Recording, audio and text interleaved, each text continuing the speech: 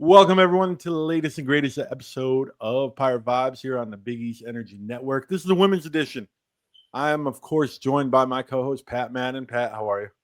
Brian, how's it going? Good. You have a good Thanksgiving?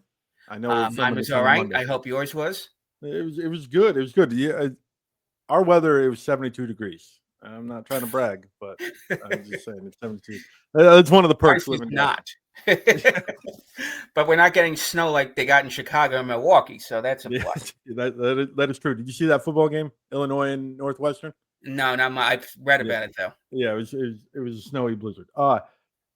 It's gauntlet week. We've been talking about this since the schedule came out on the women's edition. On the women's side, we're looking at the Princeton. Then we knew NC State was right after it, but the Big East did us a favor and threw a game in between. So there's 3 games in 6 days. Or actually, there's 4 and 7? 4 and 8. 4 and 8. But this week, we're only going to talk about Princeton, Butler, and NC State. Let's start with Princeton, right? This is the one I think you get the most excited for to watch Carla Berube. You've been kind of pointing this game out for a while. Bazella came on our show a couple months ago and pointed out that this was maybe one of the reasons why they didn't have a bid last year, the loss to Princeton. Give us a little synopsis with Princeton. I know you've watched a little bit. I've watched a little bit. We looked at box scores, all that kind of stuff. They only have one loss. It's 16-point loss to the number 7 team in the country, Maryland.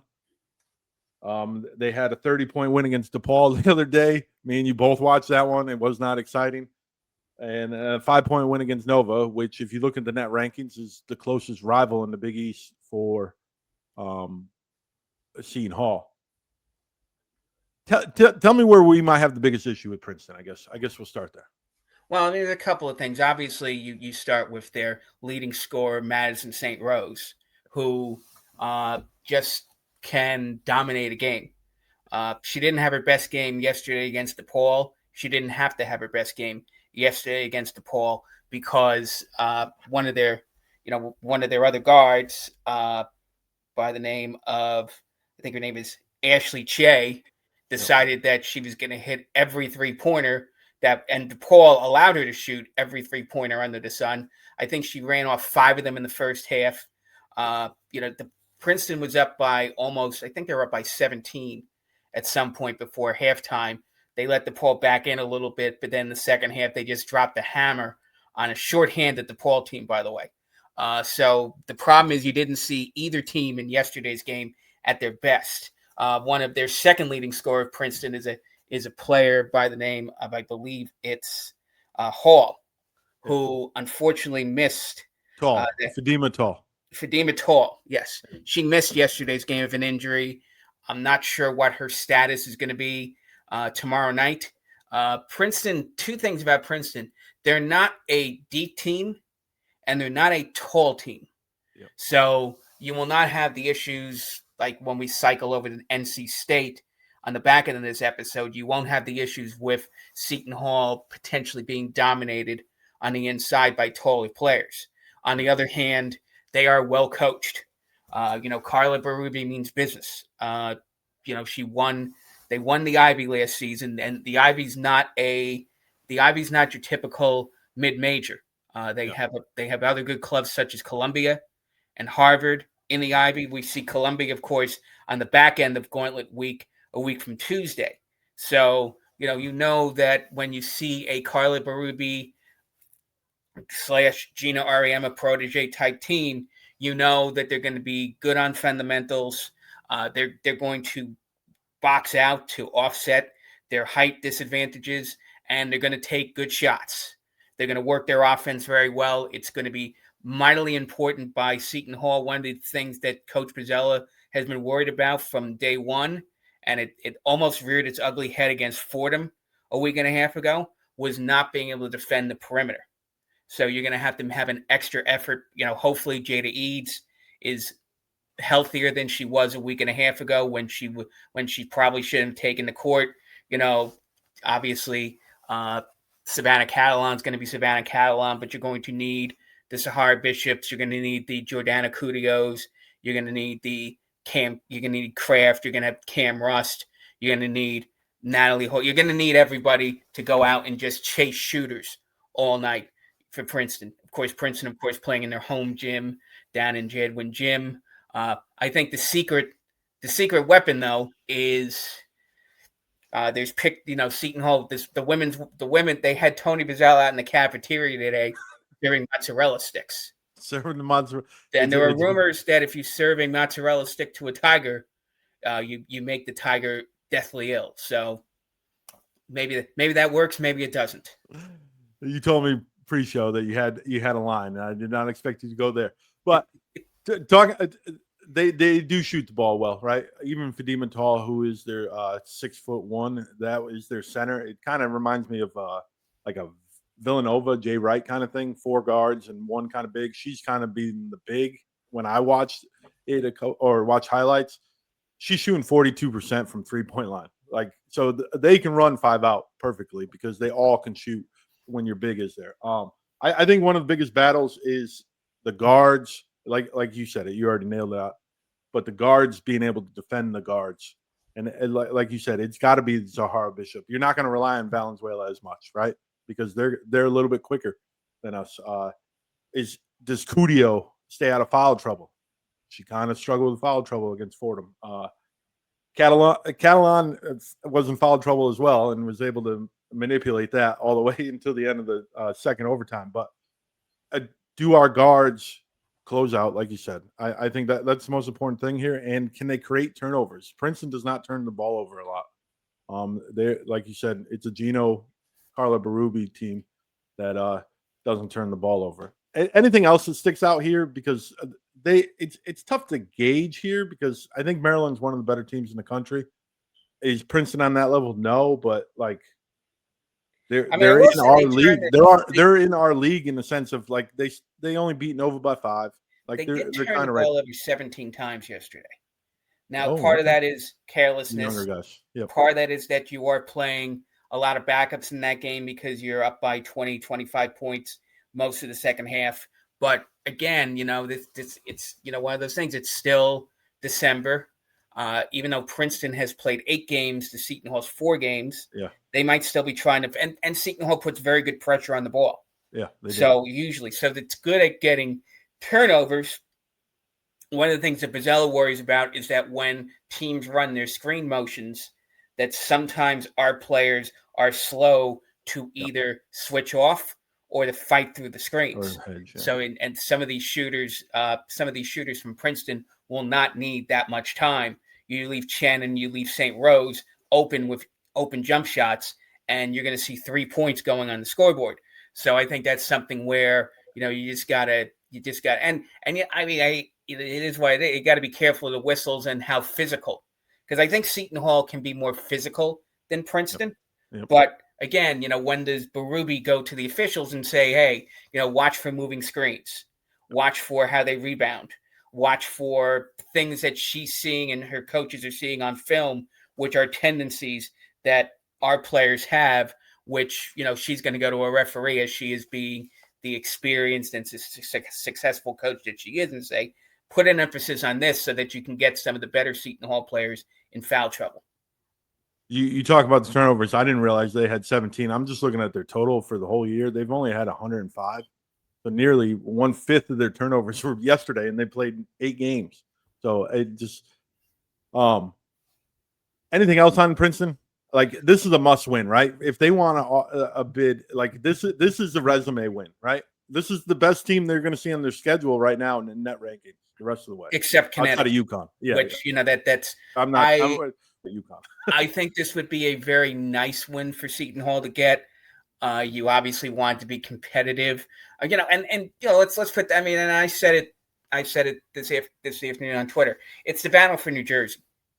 Yeah. At some point, Coach Bazzell and Seton Hall have to establish, given how far down Rutgers has fallen since C. Vivian Stringer left about 7 or 8 years ago, how Fall Rutgers has fallen. This is your opportunity, and this is something which is much more attainable than being the best school in the Big East right now.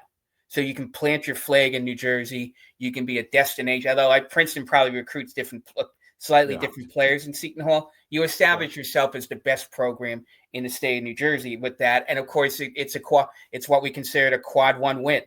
Yep. So on the road against a team that's been in and out of the top 25, and that's something that sends a message to the rest of the Big East that we've done something that no one else in this except for St. John's, but they beat a ranked team at home. So this is something you can establish yourself against teams like Marquette and Villanova and St. John's. It's something we beat a top 25 team or a team that could be in the top 25 on the road. Yeah, definitely. All right, and we're going to switch gears here, going to Butler, right? We're going to talk to Butler. We'll do NC State after the break, but this is a completely different story. You talk about a team that's been able to control the ball with Princeton, not turn over the ball. This team is very sloppy the ball. They had 29 turnovers versus Columbia, 23 versus Central Michigan, which they lost to, and 20 in their win against Western Kentucky.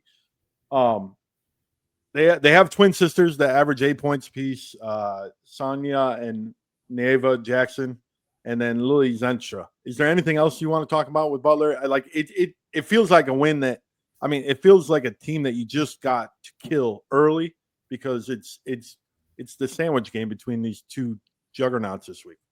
Right, but it's still a conference game. Yeah, it's a conference game. And it's still a game that Butler is going to take a little more seriously than some. I know Butler played Indiana earlier, and that's probably the equivalent to Seton Hall playing Princeton. So they've played Indiana middle of November.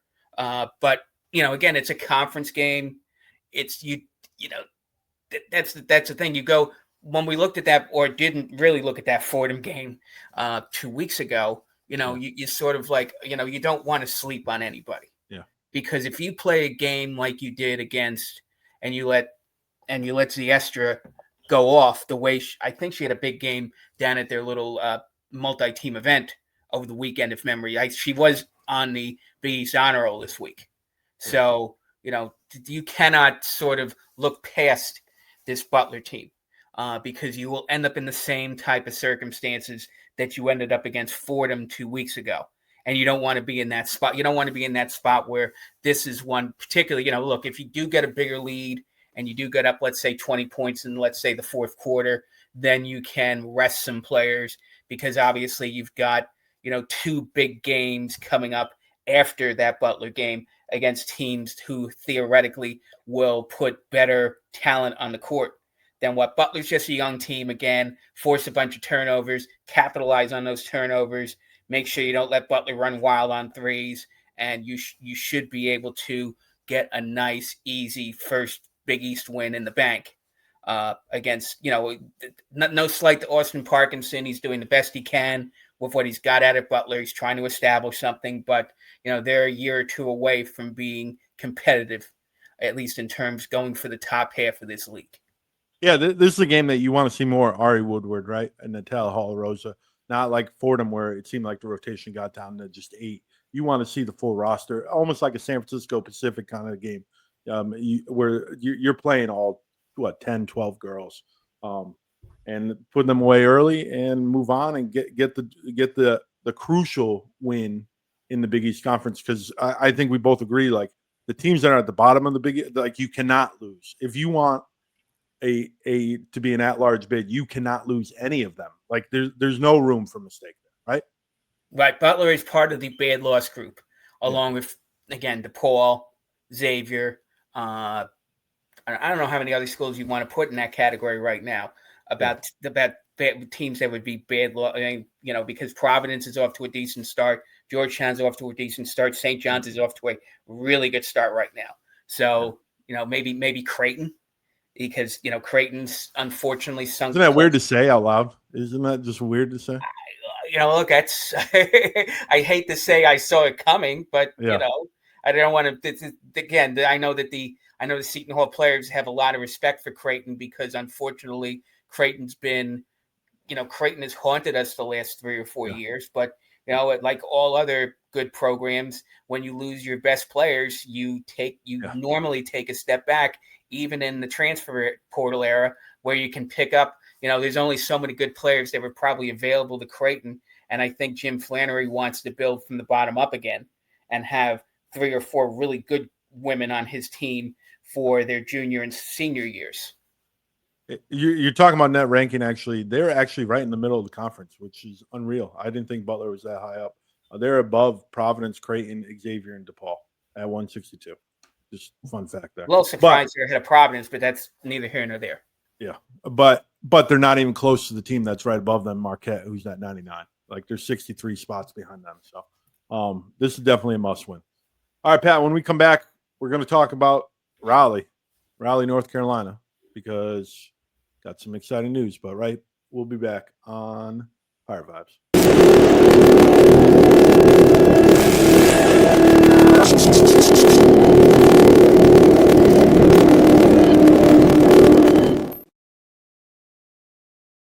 Welcome back to Pirate Vibes here on the Big East Energy Network. I'm Brian Webster, and I'm joined by Pat Madden. All right, we've kind of circled this on the men's side and the women's side. The men obviously took out the team in Maui. Will Wade's team. His name just escaped me. Now it's Bozzella's turn to take on Wes Moore's team. Is this the toughest non-UConn game on the schedule? Or would you say that? I know we just talked about Princeton. Could this possibly be the toughest, the most talented roster, I should say? Yes, that is definitely the most talented. Although, again, they're not far off between the talent NC State puts on the talent that Princeton has. Princeton has obviously got to a much better start this season than NC State has. But again, you're going to be playing in front of presumably more people down at NC State than you will down at Jadwin Gym in Princeton tomorrow night. Well, so, I know 4 of them that are going to be there. I know 4 fans are going to be there. Yes. Me and my family. Brian will make his first live appearance to see Seton Hall women's basketball. Yeah, I'm excited. So I'm excited. If you're in Raleigh, look for the guy behind the couple of rows behind the Seton Hall bench. Yep. What's the name of the building there? Is that? It's the Valvano Arena. Okay.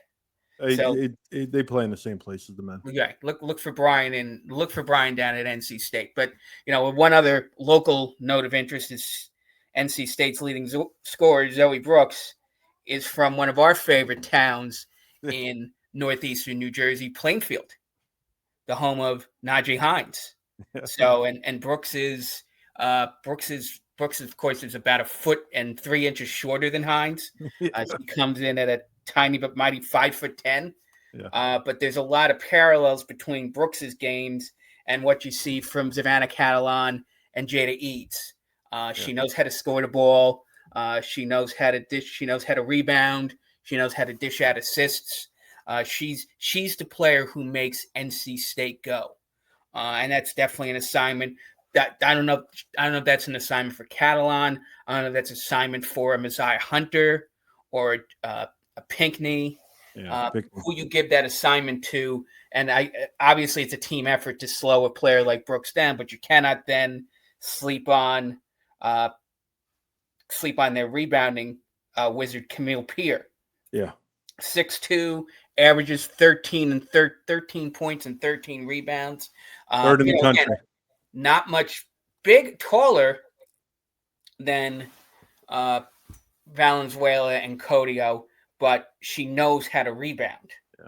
So that's something where you got to find a way to keep her off the boards and get North Carolina State easy second chance points.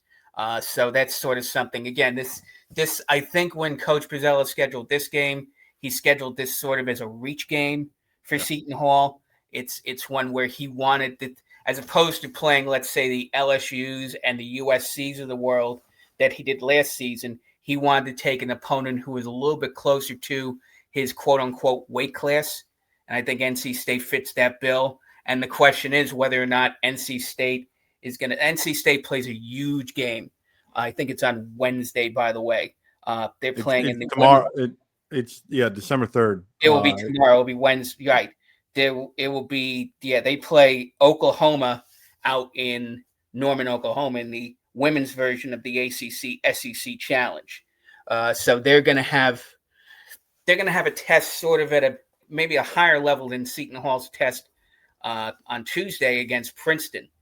So you obviously get a lot to look at. Of course, Seton Hall then adds that Butler game on top of it. So it'll be interesting to see how these teams stack up against each other. I mean, I don't think there's necessarily competition between Seton Hall and NC State for an at-large bid necessarily, because you would hope that if you're an NC State fan, that you'll do well enough in the ACC to rack up enough wins and keep your net high enough so that you don't have to worry about an at-large bid, whereas, of course, Seton Hall has to come up with 14 or 15 Big East wins at least to get the tournament committee to let them in the room, so to speak. Yeah, well, just looking at the roster, obviously they had a bad loss to Rhode Island. And not the worst loss, though. I mean, Rhode Island is a fair top level 8 Atlantic 10 team, but I'm not. They're not. When you think NC State, like they beat Tennessee, they lost to USC by 1. I think they should be closer to that level than Rhode Island. Do you agree with that?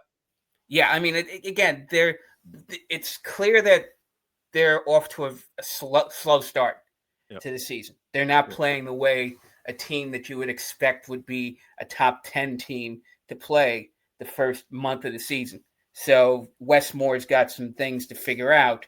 Obviously Wednesday night's going to be a real test to see whether or not they figure that those type of things out. I mean, if they take a 20-point loss or more to Oklahoma, even though Oklahoma is in the top 10, that is a team that they theoretically should be on a similar level to. And you would expect that to be sort of like a Sweet 16 matchup, so to speak. Let's say a 2 seed against a 3 seed in the Sweet 16 or something, or even a 4 or 5. And if NC State drops that game and gets blown out, it will tell you that this NC State team may not be what we think they are, and that Seton Hall could give them a much better game on Sunday evening than you might have expected when the season began. Definitely. So just to touch base, they have 4 girls that are playing 30 minutes plus.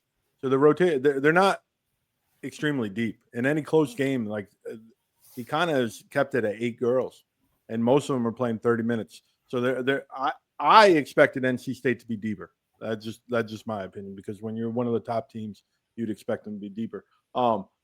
What's a key matchup that you think that's really important or a stat that you feel is important when you're taking on NC State? Is it rebounding? Because I would think keeping Pierre from destroying you on the inside is of the utmost importance. It will be even more so than tomorrow night. It will be a real test of what we have from players like Valenzuela and players like Hunter and players like Codio and players like Pinckney. And even Jada Snow might get a few minutes here or there on the inside. So this is really when you can see whether or not, because there are a few women down the road in Big East play who might, outside of Connecticut, of course, there are a few women down the road who might give Seton Hall some problems in Big East play. So you want to really see if that middle and that interior defense can hold. Of course, then the flip side to that is to get back to a conversation we had about Princeton tomorrow night or Tuesday night, whether or not you can turn the ball over. Sometimes your best defense against a team beating you on the perimeter is keeping them from getting it into the perimeter. So if our guards do what we expect they can do, then you might be able to shut down all the passing lanes and, find a way to slow, because they had some real issues when they played TCU a couple of weeks ago. They had all sorts of ball handling issues against a very good TCU team, but again, a team they should have managed to beat at home, and they lost that game, I think, by 8 points, and they were never really – they just there was a little bit of garbage time that let them back in that game, but TCU basically dominated them until the closing minutes of that game. I think that was the press conference that I saw of Wes Moore, where he just said they're not detailed. He's not doing a great job coaching. Actually, he said that a couple times this year. So it's interesting to see if they're able to turn the page, because obviously they're in Cancun. They dominated this weekend. They beat Southern Miss by 110 to 56. They're rolling, but we will see what they're capable of. ESPN2 on Wednesday night, 7:15. You won't be watching because you'll be at the Seton Hall men's game, but I can tune to it, and I can let you know what's going on there. So basically, let's wrap up Gauntlet Week. It's a guard challenge, it's a team challenge, and then it's a big challenge. The guard play is going to really dictate Princeton. You agree with that? Absolutely. If we can put away, don't let Butler hang around like Fordham, and just kill him right off the bat and see a lot. I want Ari Woodward to have 10 minutes. The team away, and that's no slight to her, but right now she on the depth chart, she's the third guard, right?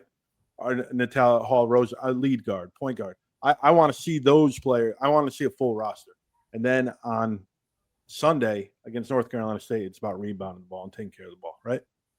Yes, if you're basically keeping them from dominating you on the inside, using their size and using a player as talented as Battle from beating you. Because again, that's unfortunately becomes a bad omen for some other stuff you're going to see down the road. Yeah, well, hopefully Valenzuela kind of knows what NC State's all about coming from the ACC. So maybe that experience can help us a little bit. All right, Pat, 3-0. Are we going 3-0 this weekend? You don't have to be a naysayer. We could just say 3-0. we could be 3-0. I'm not forcing you to say anything. I'm not Lane Kiffin. I'm not saying get on the plane. We're out of here. Like you don't have to say any prediction. You can save that for your blog reading. You want to establish that you're a player. Yeah. I expect tomorrow night. I expect the Princeton game that's going to be the evening after we this episode first releases. I expect that to be a war. Yeah. I expect that to be something where you would hope that the Jada Eads and Savannah Catalans can pull you through what should be a tough fight against a very good Princeton team. Obviously, then Butler, but if that's a loss, then we're going to have to reassess everything. And again, you want to be competitive against NC State. You want to be in this game after the last time out in the fourth quarter, and then maybe because you have playmakers, maybe you're in a position where you can hit a couple of shots late. Some magic from Savannah Catalan or Jada Eads or even Giordano Cudio. You have the weapons out there. Maybe even Bozzella goes to Zahara Bishop as he did against Fordham a week and a half ago and counts on her to do a couple of things down the stretch. So he's got the weapons to pulse a game like this out. It's a matter of not letting NC State dictate the tempo and put their stamp on you early in this game. Yeah, it's all good vibes, right? We've been doing this show. We've only seen Seton Hall on the men and the women's side lose because of a controversial call. Where we're a month into the 11-1. Yeah, like and that one, let's put an asterisk on it, all right? Because let's just say, so like it's just good vibes here. Like it's immortalized by a question mark. So we're there you go. All right, Pat. Well, enjoy Central Connecticut. We'll reconvene next Monday-ish, I guess. We'll do another women's show, maybe Sunday night if I can get back from Raleigh quick enough. Brian will tell us everything beautiful about Raleigh North. I've never been to Raleigh. I've never been to Raleigh. Like honestly, the family, we're leaving Friday, so we're gonna spend all day Friday. It's about 4 hours for me, 4.5 hours. Which in the South, I know you're in New Jersey. Growing up in Connecticut, the hour-and-a-half trip to New York City, that seemed like an eternity. Now 4 hours is no big deal down here. 4 hours is 3.5. Yeah, well, 4 hours is like going to Atlanta, right? In my own state. 4 hours is going to Orlando. Like all major cities are 4 hours for me. So 4 hours is not that big of a deal. But I'm looking forward to it. Raleigh looks beautiful. It's going to be cold for us Southerners. So we'll see where it goes. It'll be warmer than where you're at, probably. So. Probably, yeah. That's it's a safe one. All right, so then you'll be in charge of bringing home that win. Yeah. We're 3-0 week. Good vibes only, Pat. All right. Another episode. Stay true, stay blue, and vibe on. Ahoy!